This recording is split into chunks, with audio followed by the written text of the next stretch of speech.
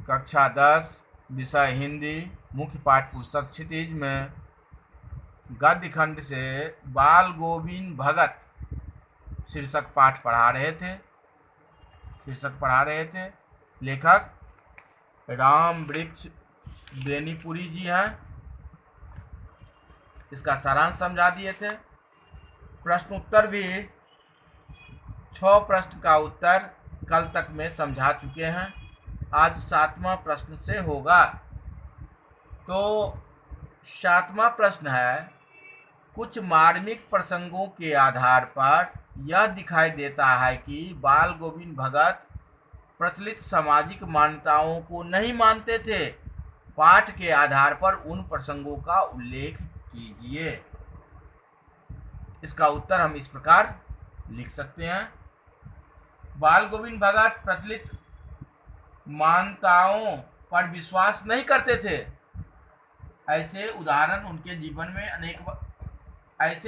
उन्होंने जीवन में अनेक बार प्रस्तुत किए हैं, जिनके आधार पर उनके प्रति इस धारणा को बल मिलता है। वे प्रसंग निम्नलिखित है। पहला, मृतक पुत्र की चिता में पुतोह से आग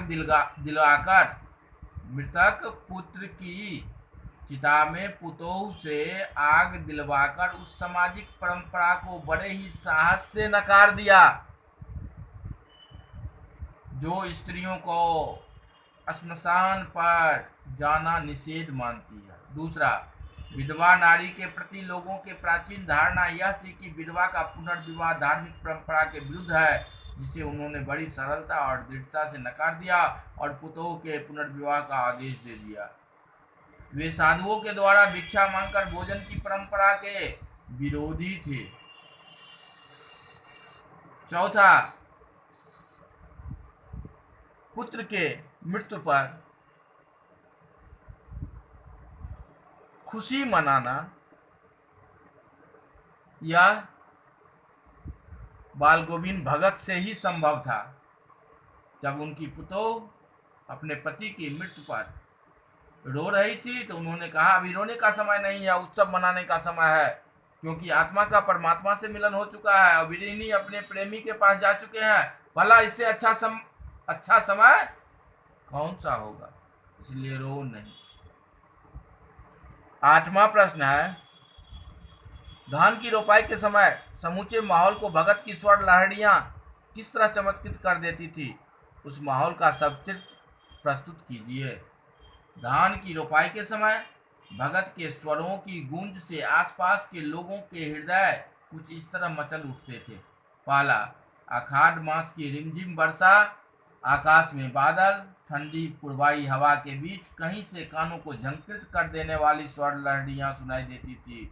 दूसरा, स्वर कान में पड़ते ही पानी में खेलते हुए बच्चे झूम उठते। खेत की मेड़ पर कलेवा लिए बैठी हुई औरतों के होठ स्वयं ही स्वाभाविक रूप से कंपन करने लगते, अर्थात गुनगुनाने लगती थी। तीसरा, खेतों में हल चलाते किसानों के पैर एक ताल से उठने लगते थे। चौथा, खेतों में रोपनी करने वालों की अंगुलियां विशेष क्रम से चलने लगती।